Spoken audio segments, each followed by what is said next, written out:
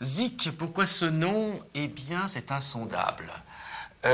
Une des seules explications, c'est que Henri Seydoux, le propriétaire de Parrot et l'ingénieur fou à qui l'on doit toutes ces inventions merveilleuses, il a son propre langage. Je connais Henri Seydoux depuis toujours, je connais son parcours, je le connais, je crois, assez profondément.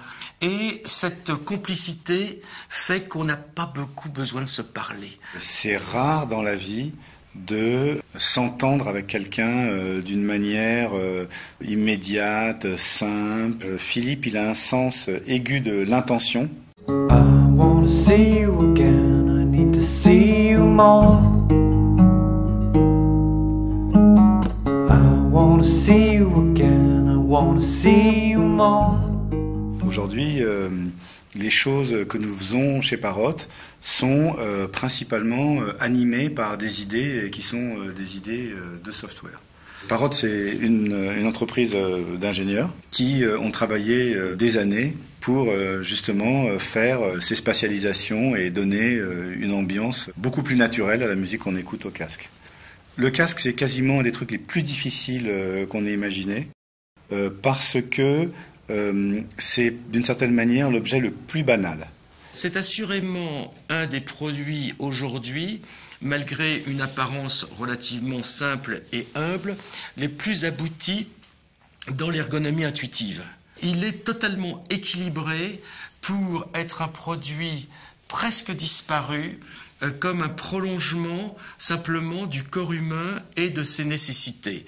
La gestuelle est sidérante puisque vous avez simplement, pour le faire fonctionner, à faire fou, fou, fou, fou, comme ça.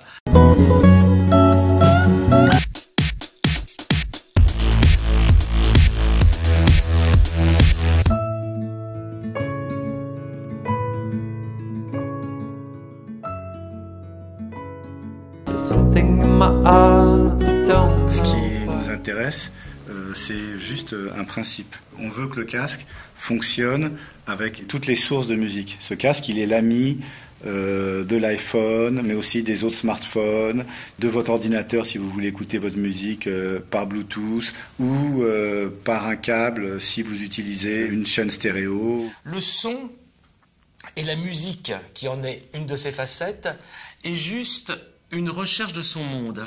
Et plus le son va se rapprocher de vous, plus la musique va vous plaire, plus vous allez y être confortable. Donc en fait, un appareil comme ça, c'est un univers. Et évidemment, moins il aura de boutons, moins il aura de contraintes.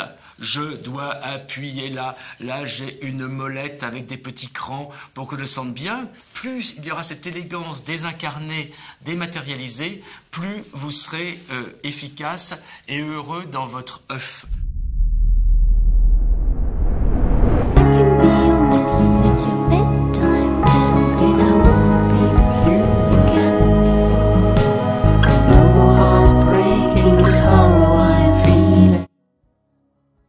Il a une acoustique très raffinée, en particulier le fait de recentrer la scène musicale devant vous.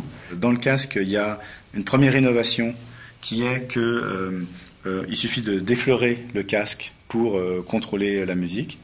Une autre innovation qui est le contrôle actif de bruit. Et le contrôle actif de bruit, d'une certaine manière, il est souligné par ce dessin qui ressemble un peu à une oreille. Derrière cette oreille, il y a en fait des microphones qui captent le bruit. Et après, le système électronique va créer de l'anti-bruit. Ensuite, il y a un système très sophistiqué de détection de mouvement de la mâchoire, de manière à suivre exactement ce que vous dites et à vous permettre de téléphoner, même dans des endroits très bruyants. Un jour, j'ai demandé à Henri, finalement, qu'est-ce qu'il a de plus, celui-là? Il m'a dit, il y a simplement tout ce qu'ont les autres.